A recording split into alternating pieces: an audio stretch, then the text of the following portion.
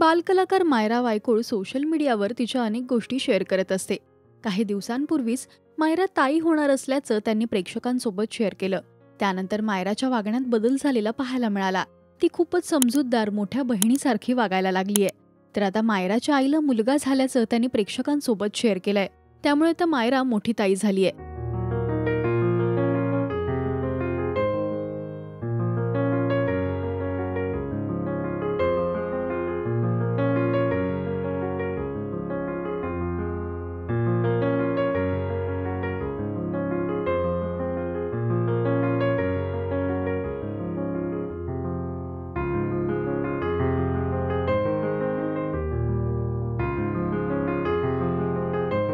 अनेकांनी कमेंट्स करत या वायकुळ फॅमिलीचं अभिनंदन केलंय.